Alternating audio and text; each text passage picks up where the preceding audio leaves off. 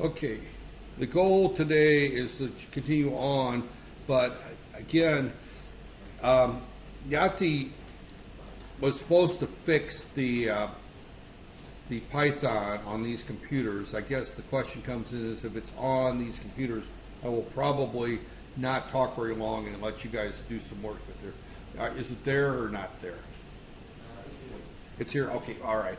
Yeah, she installed it, but for whatever reason, it only showed up on the administrator. I think she forgot to click the little thing that says install for all users, and only installed for the administrator. So it was installed, it was on the computer, it's just the shortcut wasn't there. Okay, and that's why you're able to install it, because it was already installed right there. Okay, as we kind of started this the other day, and let me just kind of jump through here out there. As I just mentioned, if you don't have this, I will.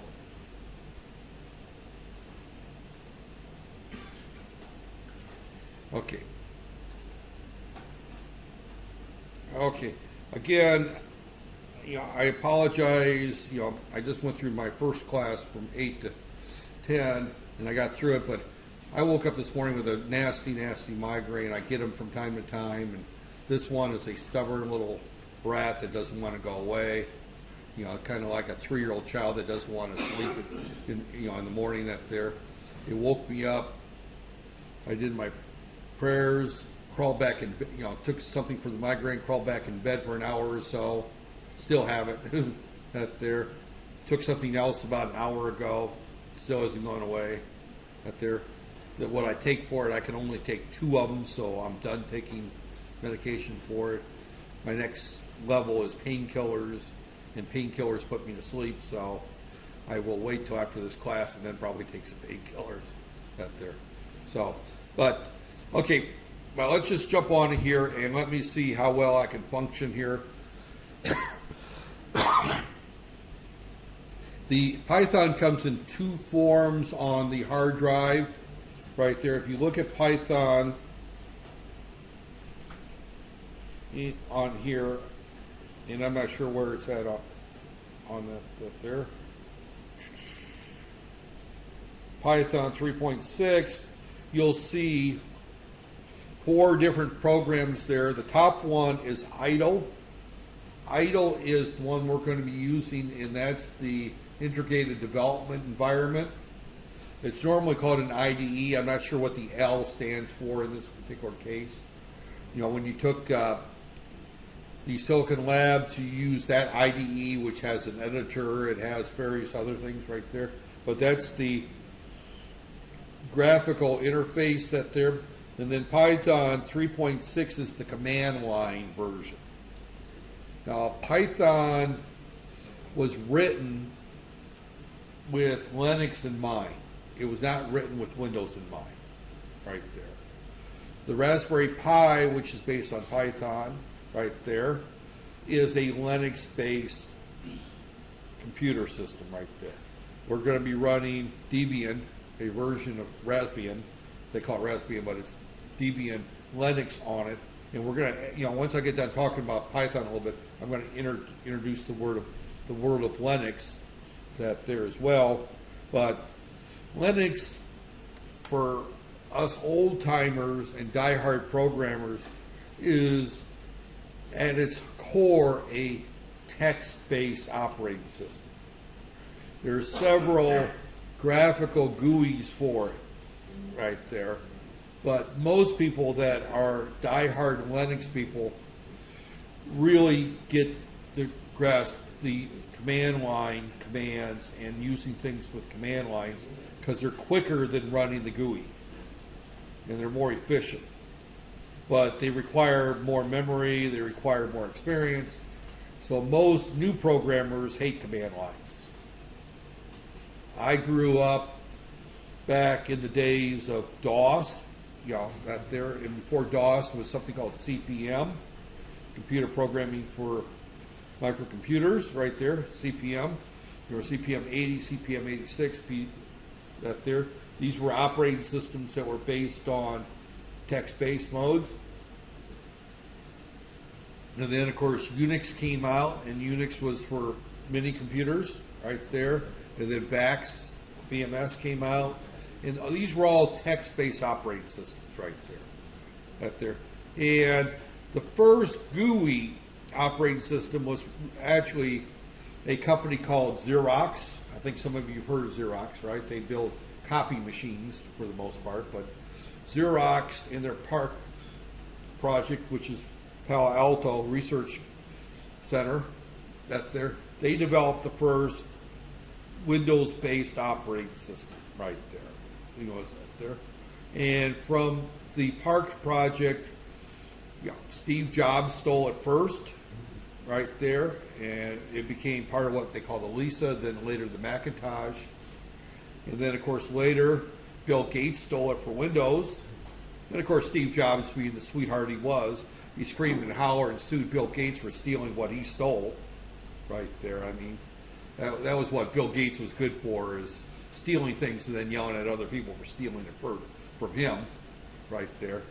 So, and, a case in point would be the iPad. Actually, the iPad was originally a Windows-based computer that they're developed by Hewlett-Packard. Then Hewlett-Packard couldn't make it work because Windows was too slow at the time. The microprocessors were too slow, so it went on the back burner. Later on, microprocessors got faster, so Apple was able to develop the iPad using the basic operating system developed by Hewlett-Packard, and then got mad when IBM stole it back. But regardless,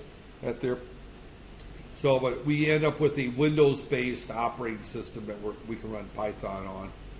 It's a clunky operating system, as you probably already noticed right there. It's not nearly as smooth as what you did in the 8051 right there. So as a result, our first program enter right there, can be done in the command shell right there. And we've already done several of these. We're 3 weeks into the class, so a lot of this is just repeat. We use the print function, right there.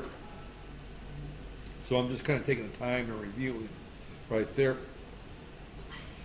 So as we go through here, and we bring this up,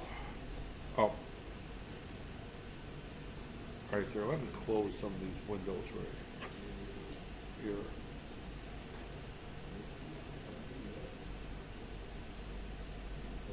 Close window right there.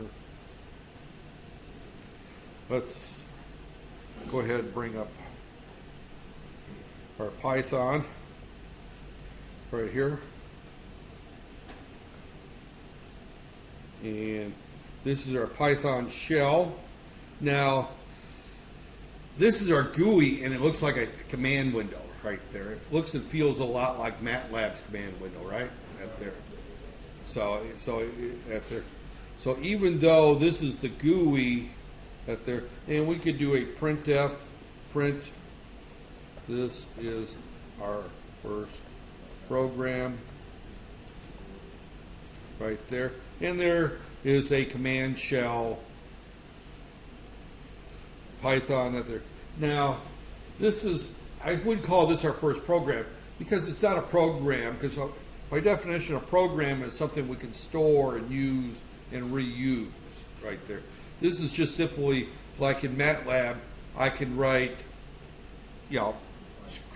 write commands and tell it to do calculations.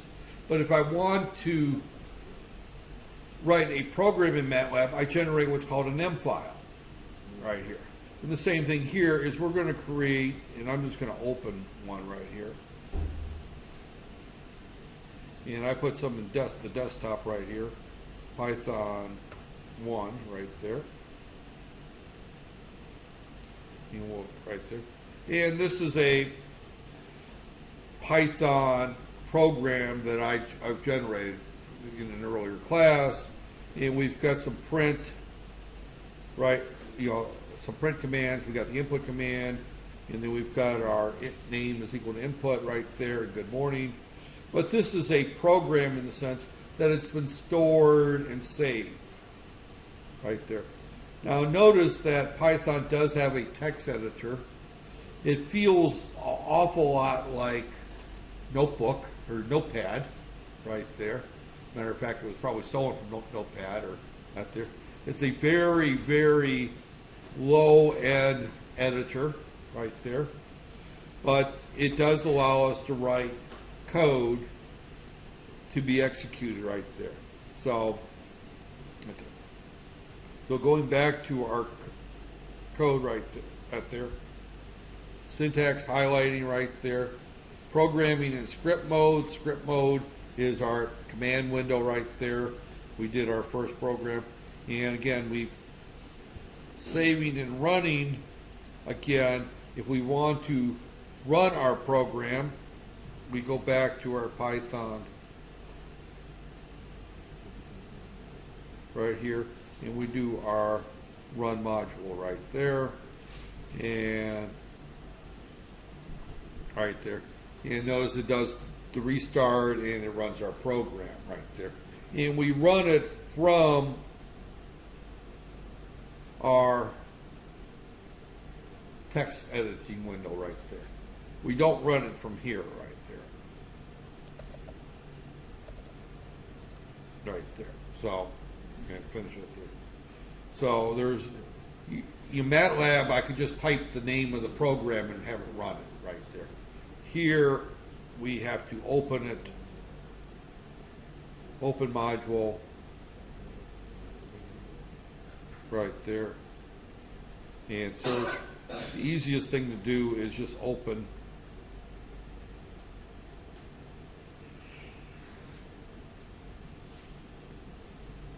right here and run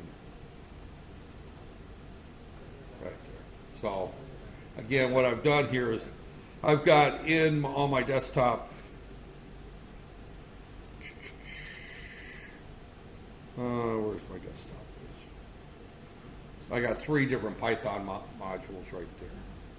Now if I double click on this right here, that runs it, but it runs it in the text text mode, and it just runs and disappears right there. Right there. Notice that it doesn't stay. Now this particular one stays because there's that input command that freezes it right there. And as soon as I type this, it disappears. So as soon as my program ends right here, as soon as this program ends, if it's in the text mode or the command window or command mode, it goes away. There's nothing to hold it there. So if you want to run it in the command window, then you need to use that input right here. Input.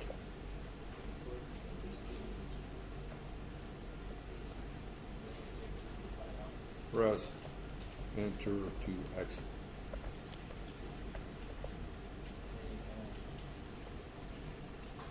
Right there. Now if I do the save, right there, this was what, 3? If I run 3, enter is right there. That'll hold it until I hit the enter. But as soon as I hit that enter, this window is going to close. So it's more convenient to run it from the shell. That there, because when you run it from the shell, right there, when I run from the shell and I hit run module,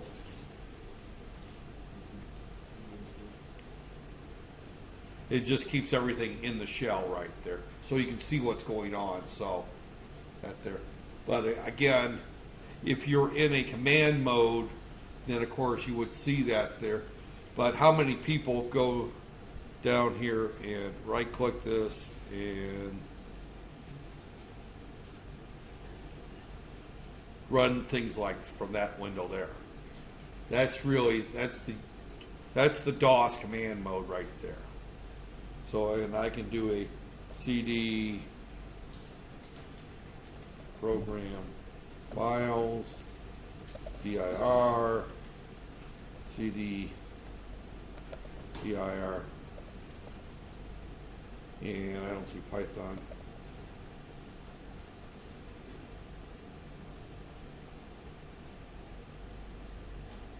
Oh.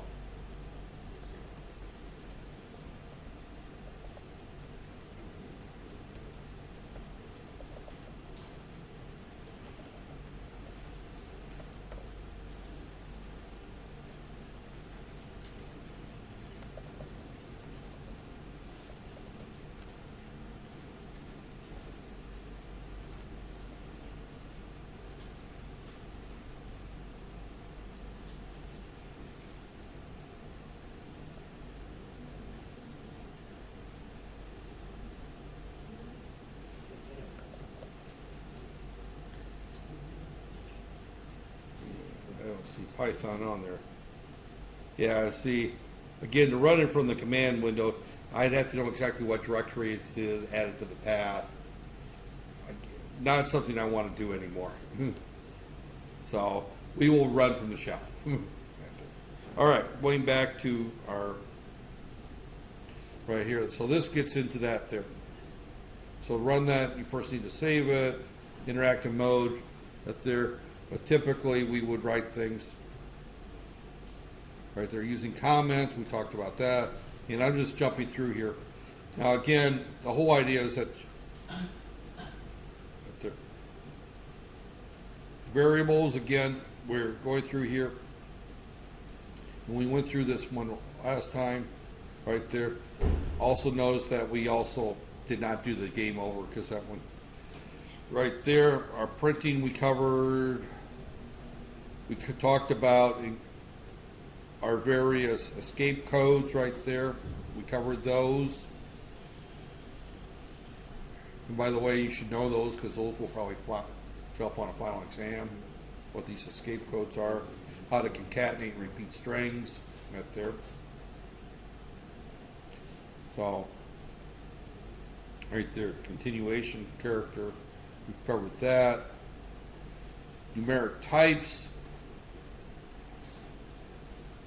We have not talked about the various types of numeric types, but there's a standard string, integer, floating point, unsigned, right there. We covered we talked about the mathematical operation, addition, subtraction, multiplication, division, and integer division, along with modulus. The last two you don't use very often, right?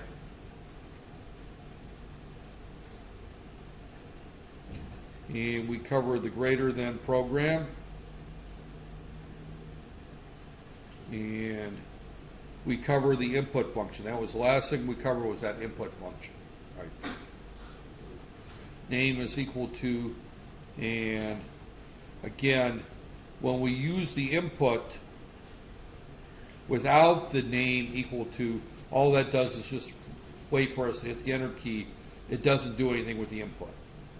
If we have the input equal, then it takes whatever we type in and places it in that variable right there. So this is our string right there, original quote, uppercase, lowercase, right there.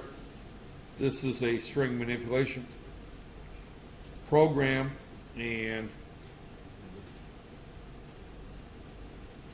notice that we've got some commands here that we're going to, actually this is probably one that I probably would like for you to go ahead and do, right there. But this is one of the most interesting quotes of all history. Quote from IBM Chairman Tom Watson in 1943. This is a case of taking his foot and sticking it firmly into his mouth and then chewing it and tasting it. He said, I think there is a world market for maybe 5 computers. So the chairman of IBM back in 1943 is quoted as saying he doesn't think the world needs more than 5 computers total. Now keep in mind, 1943, the U.S. military, along with the British military, already had more than 5 computers used for deciphering German communications, along with Japanese communications right there. So already the code breakers that were at work in MI5 and MI6, along with the, I can't remember what it was, the something SS, before the CIA and NSA, it was something, ISS, Intelligence Service, right there, or whatever. But there was already 5 computers in operation in 1943. They were all vacuum tube type relay that they're. But the quote is not important. What's important here is that we're going to use some commands here. The first command is our input, or is our assignment here, where we take a quote and we just simply assign it a value right there. So we print the quote, original quote, right there.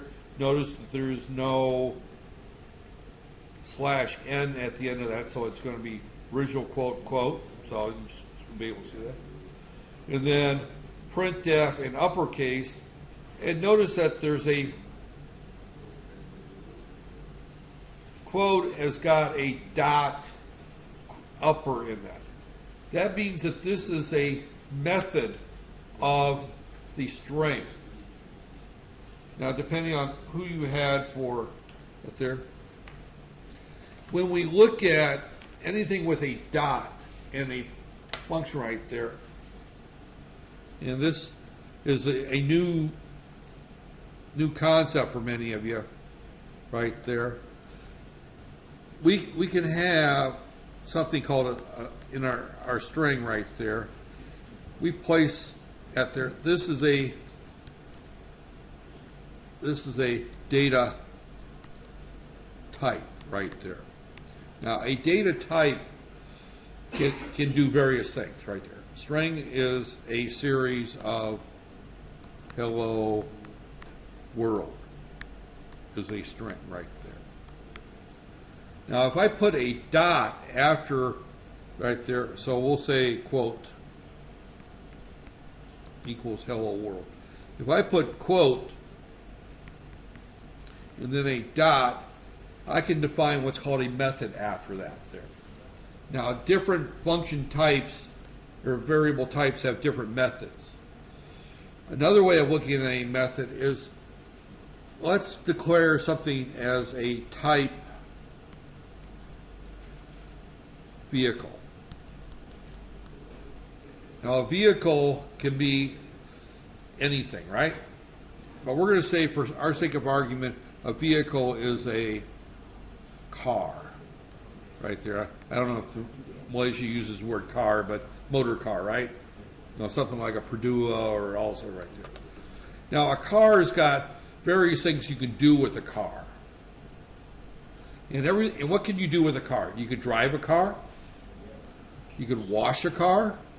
You can change the oil in the car. You can service the car.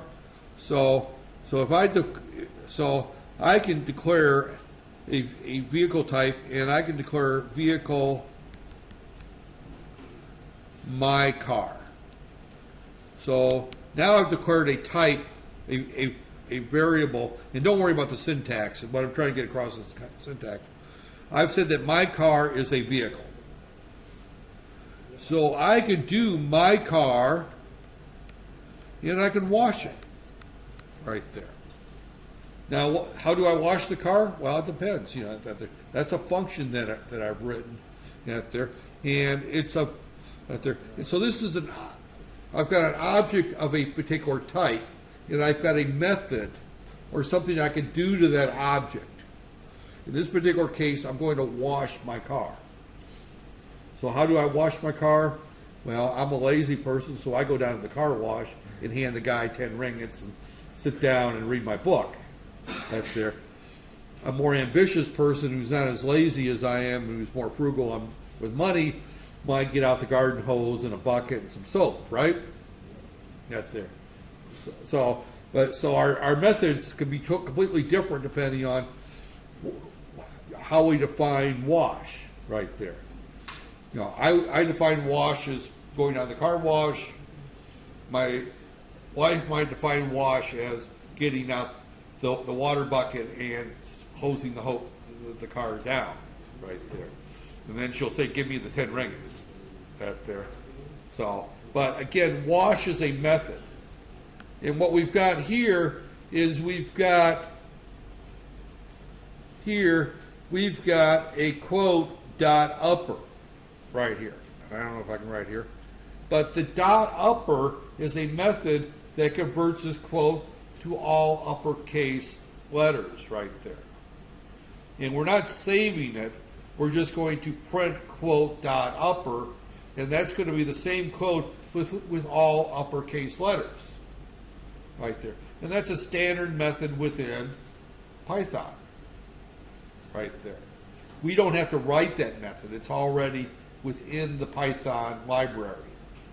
Same thing as we've got another quote, which is dot lower right there. So we're going to look at the dot lower method.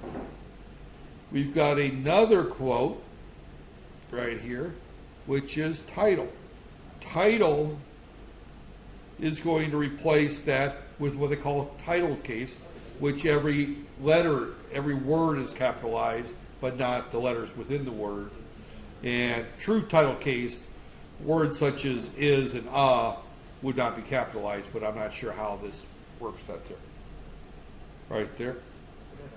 Then we've got the method called replace, which receives two strings, and it sees the word 5 and replaces it with the phrase millions of. And then the original quote is still, if we don't use any method, that just shows that quote has not changed right there. So I'm cheating today. I've said I've got a migraine, I've got a headache, so I'm going to make you work. That's how that there. So I want you to take this particular code right here, right there, and you should be able to cheat right there, depending on what text that there. Copy that right there, and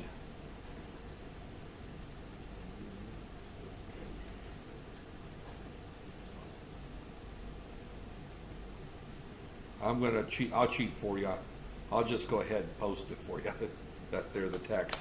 Because the main thing is not to make you type it. The main thing is for you to go through and run it and see each of the steps right there.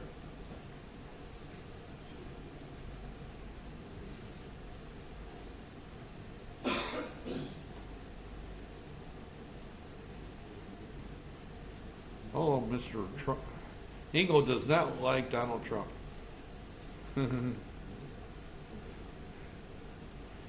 Right there, and this is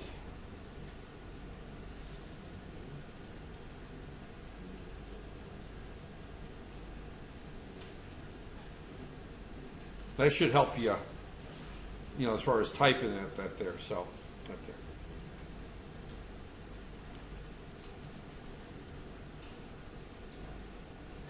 Now again, this is, yeah, it does the same thing.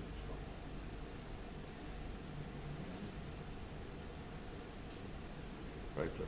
So go ahead and bring up Python, create the file, copy this into the file, clean it up if there's problems with the cut and paste right there, and run it and see what it does right there.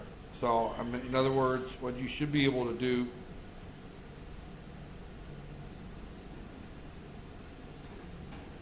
close, bring up Python, file, new,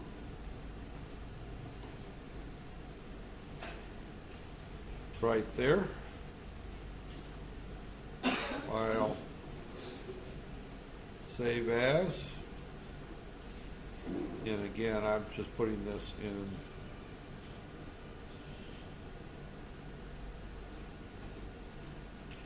desktop, Python 1, program 4. I'm just going to keep calling it program 1, 2, 3, 4 just so that I don't have to look for them, right? And run. Syntax right there. And we've got some errors right there. And not surprising because the way I did this.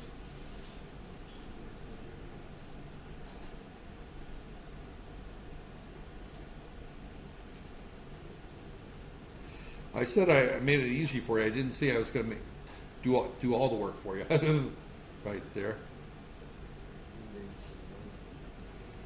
When I copied and pasted it into Facebook, it took out the line feeds between at the end of each line.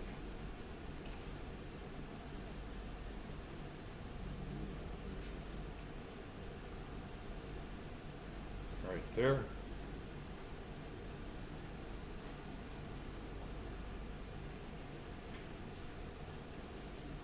And it's got an error on quote, not defined.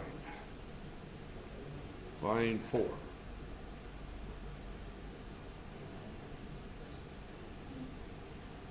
Oh. Right there, there was one missing. Right there.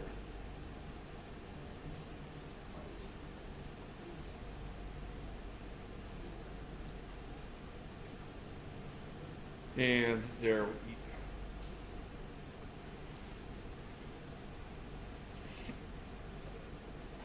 again, the whole idea is I want you to go through and do that. I did it fairly quickly because I'm used to doing these things, but I think it'll take you a little longer.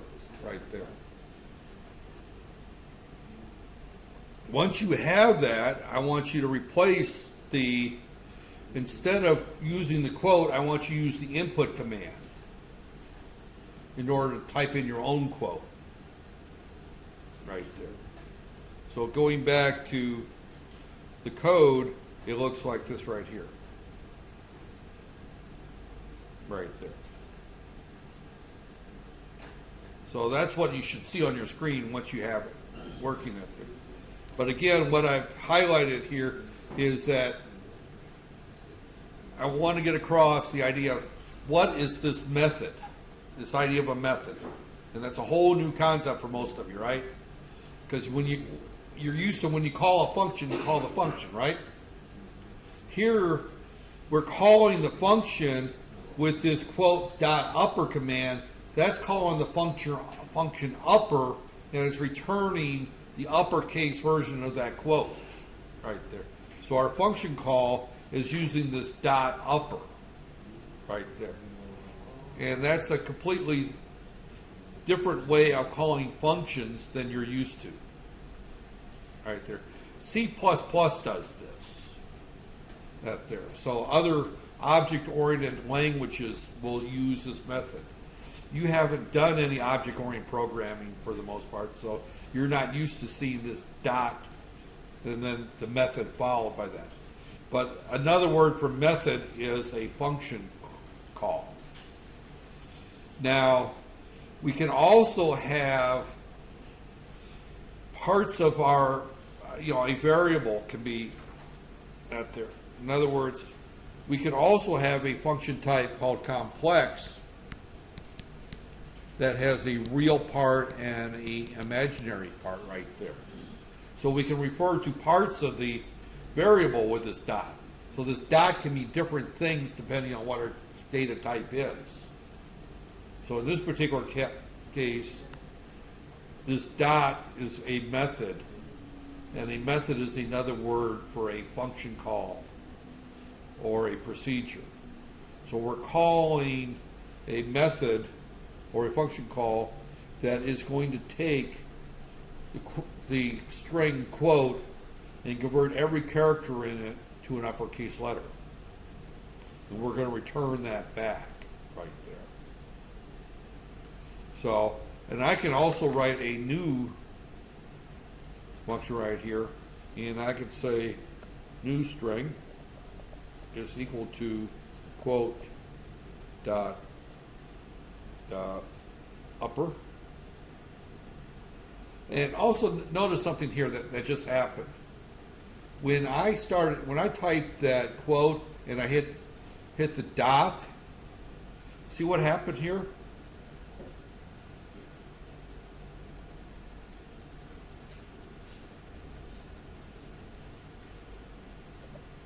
Now I can't get it to do it here.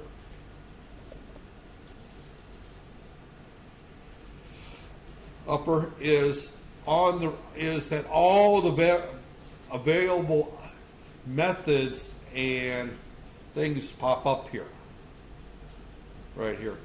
So there's one here called starts with swap case title. That's there. So we have a whole bunch of methods for string right there. And I can just hit the tab upper right there. And then I can print new quote right there. So what that's going to do is this creates a new string. That's the uppercase of our quote. So when I run this,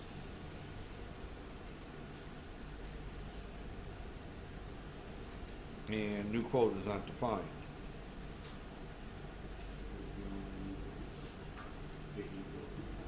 Did new string quote dot upper and new string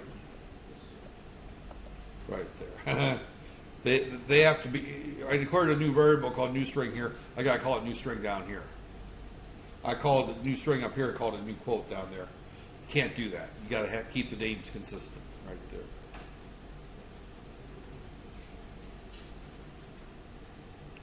Right there. It's still built-in. Oh, it gave me an error there. Built-in method of upper. Evidently, it won't let me do that. It should.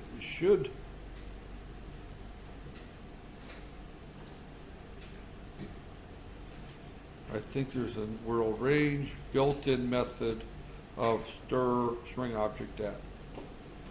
Okay, it did not want to create that there. So evidently I will not use that one right here.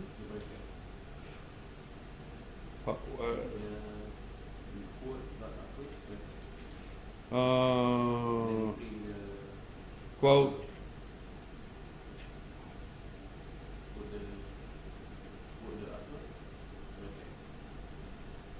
Put bracket here.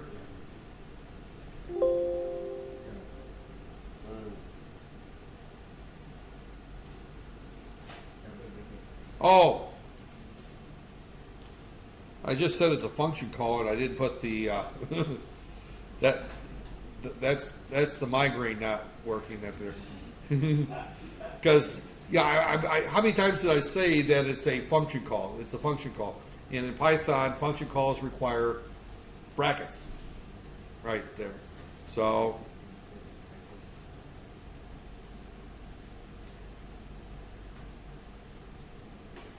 yeah, there we go. That worked perfectly fine. And thank you for correcting me that there. That is brain damage coming in that there. It's not brain damage, just malfunctioning brain right there. But as you can see, what I was trying to get across is the fact that I'm calling this, I'm creating a new string calling this method right here.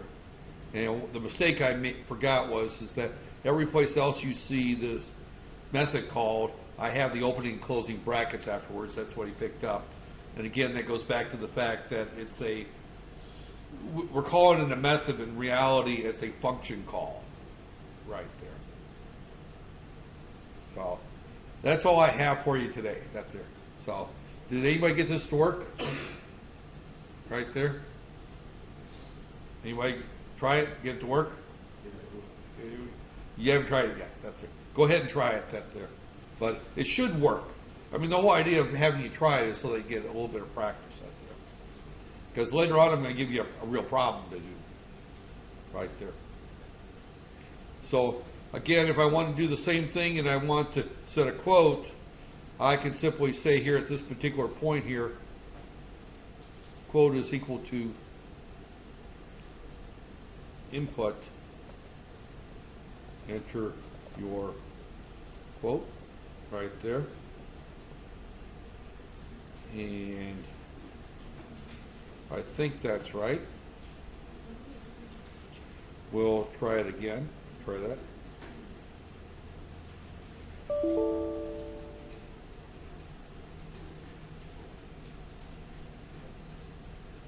Oh, and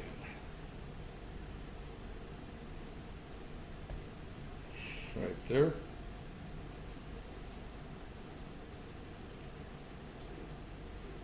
So now if I run this,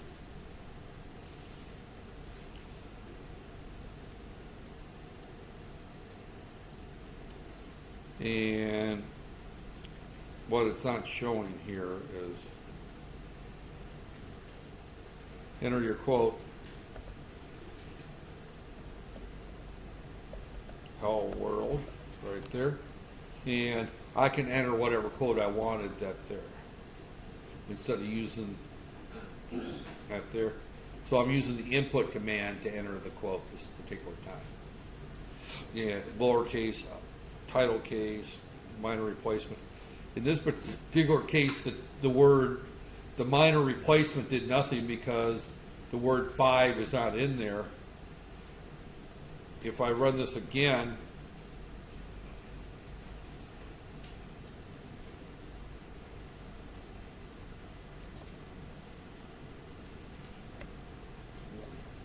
"5 pillows are what I need to sleep," right there. And if you see, the word 5 was replaced with millions of pillows. So I need millions of pillows to sleep right there. But these methods actually make our life a little easier right there. So, got there. So in this particular case, we've got methods to uppercase to lowercase. There's other ones to look at, but I just want to kind of introduce this whole idea of using methods right there. And oh, and I did record it there, so I'm going to stop the recording.